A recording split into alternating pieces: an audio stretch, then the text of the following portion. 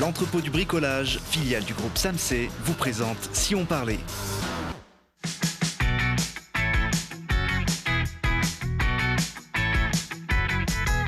Allez, bonjour à tous, bienvenue dans Si on parlait, l'émission qui vous donne la parole chaque jour pour savoir ce qui se passe près de chez nous. Et aujourd'hui, si on parlait du Festival international du film de montagne d'Autran, des actions anti-féminicides menées par les collectifs isérois et de la vie pleine de rebondissements de Malika Bazega. Et pour parler de ces sujets, elle est avec nous. Bonsoir Malika, bienvenue. Bonsoir Thibaut, bonsoir tout le monde. C'est venu à Télé Grenoble en 2008 pour la première fois, vous n'avez pas changé. Merci. Elle n'a pas changé non plus. Anne Farrer, bonjour Anne. Merci. Ça fait peut-être pas si longtemps, mais... Non, le Festival d'Autran revient régulièrement, chaque année en tout cas, sur le plateau. Directrice donc de cette 36e édition, on en parlera tout à l'heure. En face de vous, deux militantes féministes. Bonjour à toutes les deux. Bonjour. Chloé Lebré de l'association Nous Tous 38, hein, je l'ai bien prononcé ? C'est ça. Voilà, vous l'avez rendue inclusive avant le mouvement national. Avant le national. Qui s'appelle Nous Toutes, qui est une émanation de MeToo. Et puis Camille Caradoc. Bonjour Camille. Bonjour. Vous faites partie d'un collectif qui s'appelle les Collages Féminicides de Grenoble. C'est ça. On verra dans quelques instants vos actions sur le terrain. En tout cas, en début de semaine, à l'issue du Grenelle contre les violences conjugales, le gouvernement a annoncé une série de mesures. Il y avait entre autres le renforcement de la protection des victimes avec une ligne d'écoute étendue 24 heures sur 24, des intervenants sociaux en plus dans les commissariats, une grille d'évaluation pour permettre aux forces de l'ordre de mieux estimer les dangers encourus par les femmes. 1000 places, je crois, supplémentaires d'hébergement d'urgence pour les victimes de violences. Et le gouvernement s'est engagé aussi à un meilleur suivi des auteurs, avec notamment la création en région de centres de prise en charge. Il devrait y en avoir 2 sur Auvergne-Rhône-Alpes, si on en croit les dires du Premier ministre. L'objectif, c'est évidemment de faire baisser considérablement les violences faites aux femmes. Votre sentiment, Chloé, après ces annonces, elles n'ont pas été forcément très bien accueillies par les militantes. Oui, et ben malgré tout ça, en fait, on reste très en colère du coup contre le gouvernement parce que il y a des effets d'annonce, donc plein de propositions, et finalement les budgets ne suivent toujours pas. Donc le budget n'augmente pas pour 2020, il reste à 360 millions d'euros, ce qui est trop peu en fait, vu ce que le gouvernement veut mettre en place. Oui, vous pensez que les annonces sont trop ambitieuses par rapport aux moyens qui sont débloqués ? Tout à fait, le budget n'augmente pas, donc même si on peut se réjouir qu'il y ait des centres de prise en charge des conjoints ou ex-conjoints violents, parce que c'est quelque chose qui est très peu pris en compte encore même au sein de nos organisations féministes, mais sauf que pour avoir ces centres-là, il faut les financer et l'argent ne suit pas. C'est pareil pour les places d'hébergement. En fait, une place d'hébergement à l'année, on estime que ça coûte 15 000 euros. Et le Haut Conseil à l'égalité pense qu'il faudrait entre 16 000 et 38 000 places supplémentaires en France. Là, ils en proposent 1 000 de plus, donc c'est bien trop peu encore. Vous demandiez 1 milliard, je crois que c'était un peu le chiffre symbolique sur ces efforts financiers. Oui, alors c'est un chiffre symbolique et en même temps, il ne sort pas de nulle part. C'est un chiffre qui est demandé par le Haut Conseil à l'égalité. Donc voilà, nous on se base là-dessus. C'est uniquement un problème d'argent ou il y a d'autres choses qu'on peut faire également en parallèle ? C'est vraiment un problème d'argent pour le moment parce qu'on a besoin, en fait, on ne veut pas traiter le problème une fois que les femmes sont mortes ou gérer les maris violents une fois qu'ils ont tué leur compagne. Ce qu'on veut, c'est de la formation, de la prévention et ça, dans les annonces du gouvernement, c'est complètement oublié. Donc voilà. Alors, on est très déçus. Il y a d'autres collectivités au-delà du gouvernement qui ont en tout cas promis d'augmenter les budgets. C'est le cas par exemple de la région Auvergne-Rhône-Alpes qui a annoncé qu'elle doublerait en 2020 son budget consacré à l'hébergement d'urgence, notamment avec la création de 300 places supplémentaires, un budget qui va tourner autour de 2 millions d'euros. On a quand même la sensation qu'aujourd'hui, les élus sont à l'écoute de vos revendications.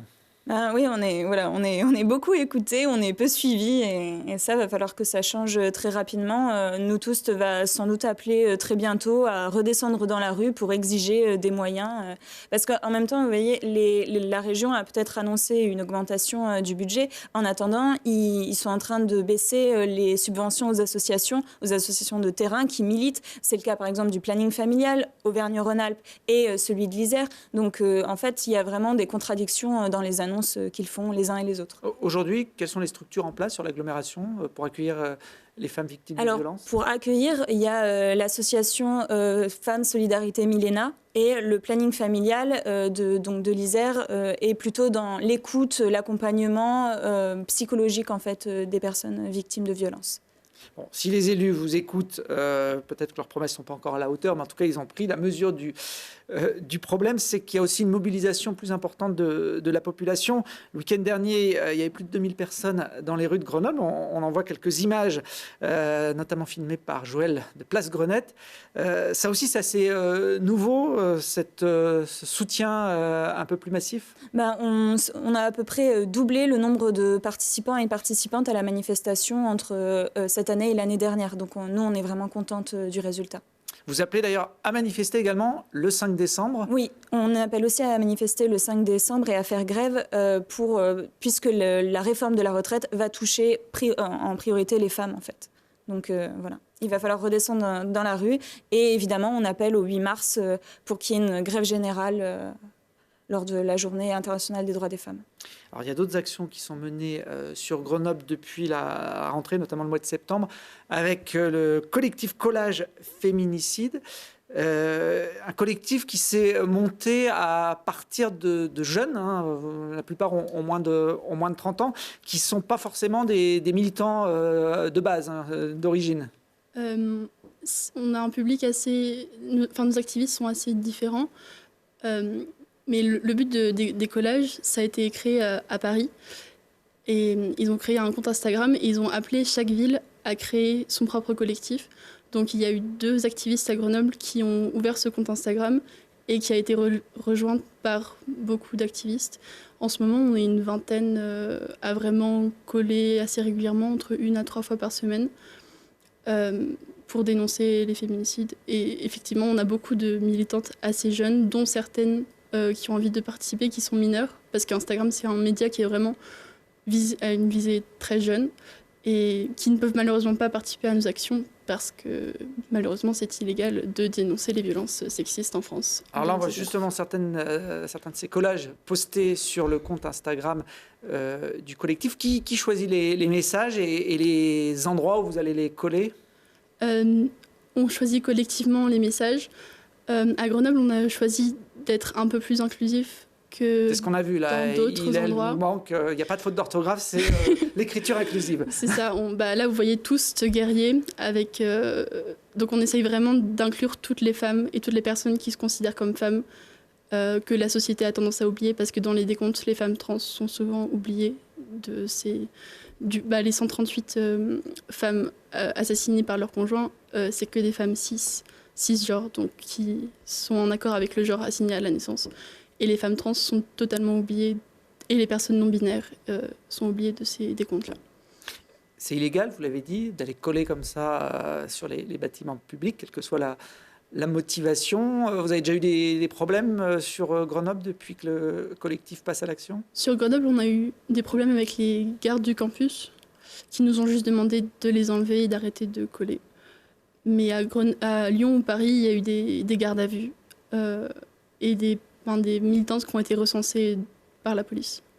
J'ai vu que le Premier ministre, en tout cas Matignon, avait incité les colleuses parisiennes à venir coller sur son bâtiment. C'est un bon signe, ça, non? C'est vraiment hypocrite, car les colleuses ont reçu 600 € d'amende il y a quelques mois, justement pour avoir collé sur ces mêmes bâtiments. Et donc que Matignon se réapproprie nos actions en posant sûrement des limites et en décidant les collages à afficher. C'est de la récup facile. C'est vraiment de la récup facile et on est un peu outré par cette demande. Bon, là, on n'est pas à Matignon, on est sur le plateau de Télé-Grenoble. Alors, vous nous avez amené un collage maison. C'est artisanal, là, de toute façon, tous les collages que vous faites. Oui. On va essayer de le dévoiler et puis vous allez nous le commenter. Alors, on va le lire dans 14 féminicides. Voilà, ça, c'est ma banderole. C'est Noël. Notre but, c'est d'alerter vraiment les personnes qui ne sont pas du tout sensibilisées à ces questions-là. Et donc, ce genre de collage, ça frappe, ça choque les gens. Et peut-être que certains trouvent ça trop agressif, mais c'est notre moyen de vraiment faire passer ça comme un vrai problème, c'est une vraie violence systémique du système patriarcal qui nous oppresse en général. Et c'est pas juste une dispute qui a mal tourné. Ça vraiment, il faut arrêter de parler de crimes passionnels et tout ça. On ne tue pas par Oui, amour. pour vous, ça fait partie plus d'une culture du couple. C'est la culture du viol, c'est le patriarcat qui met des dominants et des dominés. Et là, pour le coup, c'est les dominés sur les femmes. Et les personnes non-binaires et les personnes trans. Bon, et puis 14 féminicides, il y en a en moyenne un tous les 2 ou 3 jours. Donc effectivement, 2 jours et demi. C'est malheureusement le nombre de jours qui nous séparent des fêtes de Noël. On peut retrouver tous vos collages, vos messages sur le compte Instagram, un collage féminicide Grenoble. Et puis donc on a compris que vous serez de sortie le 5 décembre. Alors, il y aura beaucoup de causes différentes ce jour-là dans les rues de Grenoble, mais celle-ci aura également sa place. J'en profite pour faire un petit clin d'œil à une jeune lycéenne d'Argouges à Grenoble qui s'appelle Loana Kondo, qui a reçu il y a quelques jours le prix Marin créé par la région pour honorer la bravoure de ses héros du quotidien. Et Loana, avec 4 de ses copines, on la voit là, qui sont toutes des joueuses du GF38, s'était interposée en sortant d'un entraînement entre une femme et son mari qui la poursuivait dans la rue en la menaçant de mort. Elles avaient ensuite récupéré le bébé de 2 ans resté seul dans l'appartement après le départ précipité de la maman. Donc voilà. Petite action citoyenne, et c'est vrai que ça aussi, je pense que ça peut faire partie des solutions, que chacun soit un peu plus vigilant à ce qui se passe sur son palier. Il faut plus taire. Il faut plus taire, et vous ne vous taisez pas. La place des femmes dans la société. Malika, c'est, je crois, un des thèmes de la complainte de la ménagère, le spectacle que vous avez créé il y a quelques années. C'est le thème. C'est le thème. Ça tombe bien. Alors, c'est le thème. Et d'ailleurs, ce spectacle m'a été demandé pour la Journée de la femme et divers événements. Oui, vous jouez souvent sur des occasions particulières. Oui. Vous avez une histoire singulière pour une humoriste. Alors déjà, vous êtes la 7e, je crois, d'une famille de 13 enfants. Ça, c'est pas banal. 6 avant, 6 après. Pile au milieu. Pile au milieu. Bon, de nos jours, c'est pas des familles aussi nombreuses. Ça se voit pas tout le temps. Vous avez grandi à Saint-Martin-d'Air J'ai grandi à Saint-Martin-d'Air. Et ensuite, j'ai fait un passage à la Place des Géants. À la Villeneuve. À la Villeneuve. Et à Pont-de-Clé et actuellement à La Tronche. Bon, vous connaissez bien l'agglomération donc grenobloise. Dans l'agglomération grenobloise, oui. Quand vous étiez petit, je crois que vous rêviez d'être chanteuse. Ah, mais je serais chanteuse quand je serais grande. C'était mon rêve. Et il n'y avait rien d'autre. Je serais chanteuse. Donc je chantais quand j'étais petite des chansons de l'époque, de Sheila, de Claude François, de Dalida. Et puis quand j'ai grandi, on m'a dit non, ma fille, tu ne seras pas chanteuse. Tu vas être couturière. Donc j'ai eu un CAP de couture et pour faire femme de ménage. Vous avez commencé à faire travailler dans les entreprises, chez les particuliers pour... C'est ça. J'ai commencé comme ça, donc du travail, de l'aide à la personne. Et puis j'ai fait un passage à la mairie de Grenoble où j'étais employée dans les écoles. Vous pensiez d'ailleurs être condamnée à ce type de métier. J'avais des rêves qui ont pourri ma vie, mais des rêves qui ont nourri ma vie. C'était impossible, mais en même temps, je me disais, qu'est-ce que je vais faire? Est-ce que je vais continuer à faire du ménage alors que je suis malheureuse là-dedans? Et c'est tout le message que je passe. Vous avez un parcours qui a bossé, qu'est-ce que vous en faites de tout ça? Alors, vous en avez fait aussi un petit court-métrage qui a été réalisé par Agathe Chevrier. Ce sont les images qu'on vient de voir sur votre vie. Il s'appelle Vous tous. Vous tous. Bon. Vous tous, donc ça rejoint... Voilà, vous ne l'avez pas écrit inclusif celui-là, mais on est dans le même environnement. C'est Vous tous. Donc, c'est une chanson qui fait partie d'un récital. Et donc, Agathe Chevrier m'a vue Je chantais, donc j'avais la complainte de la ménagère et puis après le récital. et donc des études en audiovisuel, et c'était le sujet de son bac qu'elle a eu avec mention Ah bah très voilà, bien. c'est un bon sujet. Avec Alors, les c'est félicitations. un bon choix. La bascule, elle s'est faite il y a une dizaine d'années. Vous avez décidé de plaquer le ballet, votre ancienne vie, pour vous lancer finalement dans le spectacle. Une opportunité comme ça, un rêve qui m'a dit « Ouh, retourne-toi, je suis là, je t'ai pas oublié ». Et puis je l'ai reconnu. Donc, une occasion qui m'a été donnée de monter sur scène parce que j'ai fait le clown. Vous savez, il ne faut pas grand fauve pour faire rire les vents. Hein. C'est vrai que ça marche bien. Il n'y a même pas besoin de raconter une histoire. Hein. Et donc, je me suis fait remarquer comme ça et on m'a donné un temps, une scène, un public. Et j'ai pas raté cette occasion. Hein. Je suis montée sur scène. Imaginez une femme de ménage, jamais pris un cours de chant, jamais pris un cours de théâtre. Et juste un clown dans le ventre et des écrits. Et bingo, ma vie a changé. Je suis devenue auteure, compositeur, comédienne, chanteuse. Tout d'un coup. Tout d'un coup. Vous avez créé notamment le personnage de Madame Messala. Madame Messala. Inspiré, je pense, en partie de ce que vous aviez pu vivre. Mais un personnage complètement loufoque. Ah, on le voit là. Alors qu'il vous entraîne dans ses rêves, dans ses délires, dans ses fantasmes. J'ai osé. J'ai osé aller loin dans mes rêves. Et j'ai embarqué le public avec moi, et c'est ce public qui me porte. Et c'est cette boule de neige qui m'a emmenée un peu partout dans la France avec Internet. J'ai mangé des crêpes en Bretagne pour la première fois grâce à mon personnage qui m'a emmenée pour la journée de la femme là-bas. Donc c'est merveilleux. Donc je ris de mes bêtises en me voyant. C'est le striptease à la mode ménagère. Ah, mais je vous dis, c'est une crise de folie que j'ai faite sur scène. Donc, c'est vraiment un rêve qui s'est réalisé. Je souhaite à tout le monde de réaliser son rêve. Donc, la ménagère, mais comme un rêve, c'est comme un train. Un rêve en cache un autre. Et je suis devenue chanteuse grâce à une rencontre avec Marc Alarcon, qui avait un groupe dans les années 80-90, les Timo Léonce, qui est donc chanteur, multi-instrumentiste. Je l'ai rencontré dans un but professionnel. J'avais des chansons qui dormaient dans des tiroirs. Je lui ai dit, voilà, moi je voudrais que quelqu'un chante mes chansons. Il m'a dit, chante pour voir. Et là, il m'a dit, ça va pas, tes chansons, elles sortent de tes tripes, c'est à toi de les chanter. Mais je sais pas chanter, je lui dis.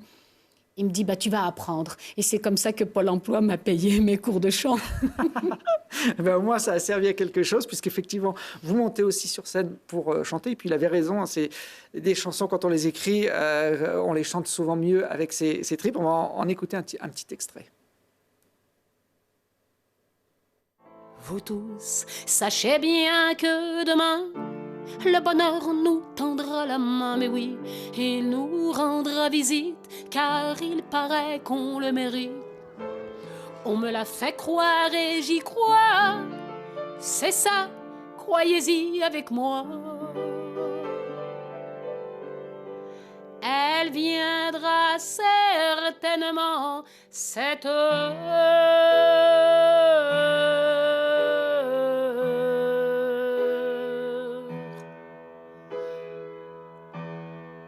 En attendant, on pleure.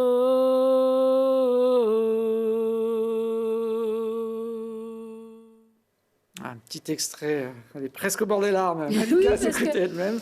Oui, parce que c'est une chanson que j'ai écrite il y a au moins 35 ans en arrière, et la chanter maintenant, c'est sûr que j'ai chanté donc mardi à la Place des Géants, où j'ai donné les 2 spectacles avec un entracte entre les 2. Et c'est vrai, pour moi, c'est un plein d'émotions.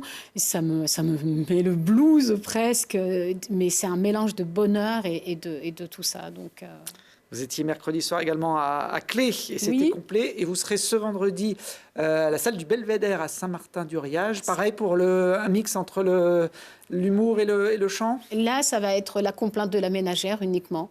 Donc, la programmation est basée sur l'humour. Et donc, on a choisi mon spectacle et j'en suis heureuse.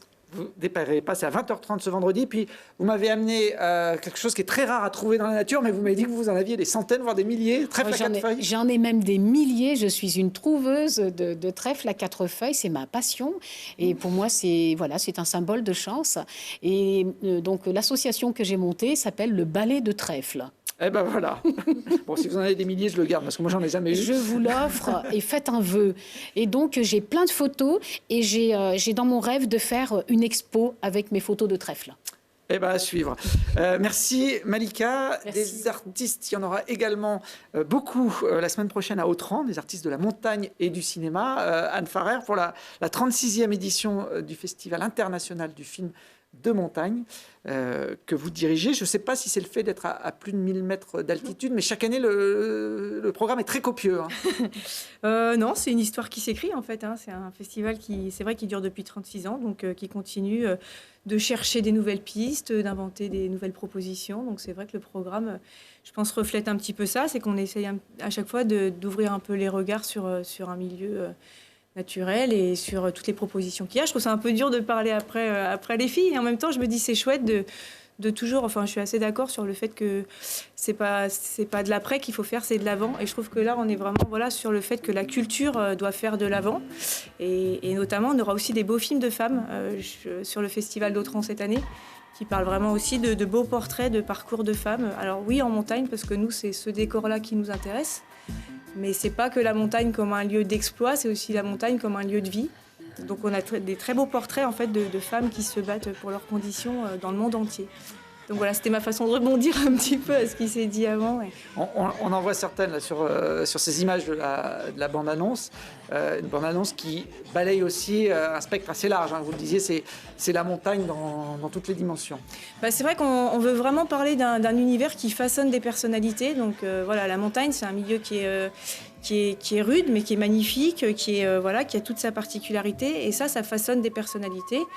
Et on a un portrait d'une femme en Iran, par exemple, qui vit toute seule et qui tient son élevage. On a ce portrait d'une femme aussi au Pérou qui se bat contre l'installation d'une mine.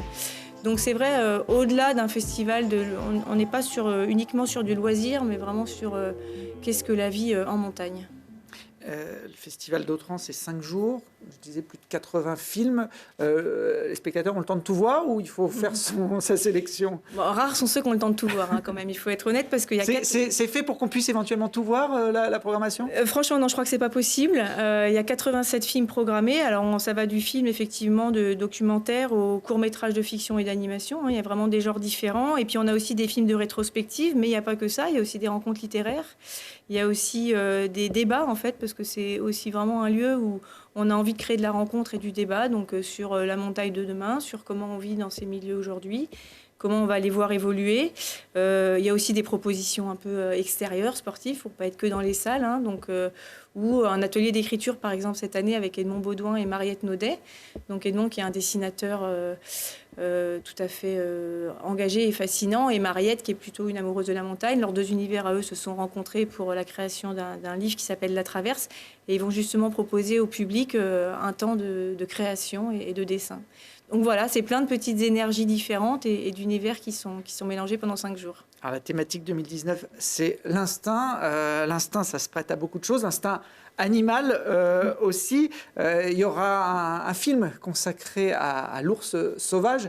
On en voit quelques images. On rappelle que le dernier ours sauvage des Alpes, il a vécu dans le Vercors, pas loin d'Autran. Ah bah alors ça, je l'apprends. Il a été tué à la fin des années 50. L'ours, c'est un sujet qui revient beaucoup là en ce moment parce qu'il est dans les Pyrénées. Donc c'est vrai qu'il crée à nouveau de la polémique comme le loup a pu en créer. Donc cette année, on avait beaucoup de films sur l'ours. Donc voilà, ce film, il pose vraiment la question de la cohabitation des espèces. Est-ce qu'il y a une espèce qui a le droit d'être là et pas l'autre? Donc c'est un film qui est assez fascinant d'un point de vue animalier, mais pas que. C'est vraiment un film qui pose, je pense, des vraies questions sur notre place d'humain dans ce monde, quoi. Le réalisateur Vincent Munier sera présent le samedi à Autran. Il y a aussi, et ça fait... Le jeudi, pardon. Il y a aussi des grands films d'alpinisme qui ont fait un peu la marque de fabrique du festival depuis sa création. On voit là des images du Changabang qui retrace l'expé du groupe militaire de haute montagne sur une paroi extrême en Himalaya.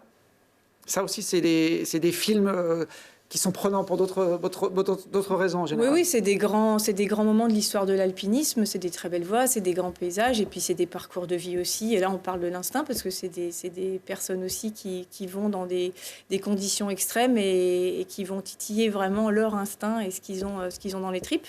Donc on aura le réalisateur et puis également Pierre Sancier du GMHM qui seront là un peu pour parler de leur façon de voir en fait ces grandes ascensions et cet alpinisme de l'extrême. Donc c'est vrai que ça fait des belles émotions et puis des grands moments de voyage aussi pour le spectateur.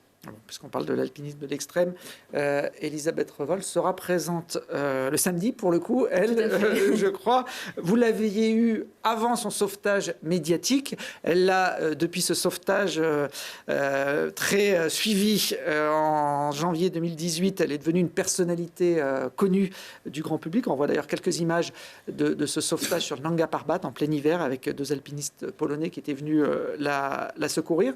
Ce sera un des invités un peu phare, j'imagine. C'est vrai qu'on est super content qu'elle revienne, parce qu'elle était jury, elle avait déjà relevé le défi des jurys au festival quelques semaines en fait. C'était juste avant de partir. C'était juste avant son départ. Et c'est vrai qu'après, elle a été engouffrée dans toute cette polémique qui aujourd'hui, elle met la lumière sur cette polémique avec son livre qui s'appelle Vivre. Et qui est vraiment très intéressant parce que on vit ce qui s'est passé de son point de vue à elle et plus du point de vue des médias qui ont fantasmé complètement une situation. On comprend mieux d'ailleurs quand on lit le livre son attitude après coup. Absolument, parce que c'est ce qu'elle a vécu elle, donc on se rend compte qu'elle est passée par un truc incroyable et que ça nous rappelle qu'il faut toujours aller voir les informations avec ceux qui les ont vécues, Donc ça va être une belle rencontre. Il y a ce film The Last Mountain où il y a vraiment des images de son sauvetage, donc c'est assez émouvant quand même quand on sait tout ce qu'elle a traversé et tout ce qui s'est passé aussi après. Donc ça sera, je pense, une belle rencontre avec elle. Et puis c'est une très chouette personne. Donc le fait qu'elle revienne sur le festival le temps de cette journée, pour nous c'est une bonne chose, une bonne nouvelle aussi. Ce sera le samedi 7 décembre pour ceux qui veulent la rencontrer. J'ai 2 petites images pour finir. Un film un peu plus ludique, pratique du saut de corde, c'est comme ça que ça s'appelle. Je sais pas comment ça. C'est du pendulaire mélangé à de l'humour et plein de disciplines c'est un peu une belle tendance dans les films de Vladimir Sellier et d'autres également, c'est de titiller un peu les limites de certaines pratiques, avec pas mal d'autodérision et ça fait des belles images et puis on sent un bel esprit aussi de tous ces gens qui font ces aventures ensemble, ça fait du bien aussi. Et puis c'est réalisé par un Grenoblois, donc on fait un petit cocorico local. Il fera partie des films en compétition. Un dernier film qui lui sera pas en compétition, c'est une rétro sur la vie d'Éric Escoffier. C'était un des grands noms de l'alpinisme des années 80. C'est une avant-première ce film, donc ça sera diffusé pour la première fois la semaine prochaine. Et c'est vrai qu'il y a des très belles images d'archives et on comprend vraiment le parcours d'Éric Escoffier dans son époque. Il y aura une grande partie de sa famille qui sera là pour la séance aussi, donc c'est chouette parce qu'ils vont peut-être redécouvrir aussi des images d'Éric Escoffier. Donc c'est un très beau boulot de Seven Doc. Donc j'invite vraiment les gens à venir découvrir en fait ce personnage qu'on connaît peut-être pas tout à fait assez. Qui est disparu en montagne en 1998. Ce sera le jeudi 5 à 11h et le vendredi 7 à 20h30. C'est sur ma fiche. Samedi. J'ai dit quoi? Le samedi 7. Ah oui, c'est bien le 7, mais c'est le samedi, décidément. En plus, c'était marqué. Je fatigue là en fin de semaine. Il faut que je prenne un peu de repos. Il y a toutes les infos de toute façon sur le site qui est en train de s'afficher, toute la programmation. Et puis les sportifs en auront aussi pour leur argent, comme on dit. Il y a un festi-trail, une course de trail. Donc vous serez un participant. Je serai au départ si le trèfle de Malika me porte chance. Mais il faut y croire. Mais j'y crois à fond. Puis j'espère qu'il y aura de la bonne neige profonde pour marquer le coup. Merci en tout cas à tous les 4. Moi, j'ai gardé aussi le collage, ça va décorer mon bureau. Merci. Et nous, on se retrouve demain pour d'autres aventures.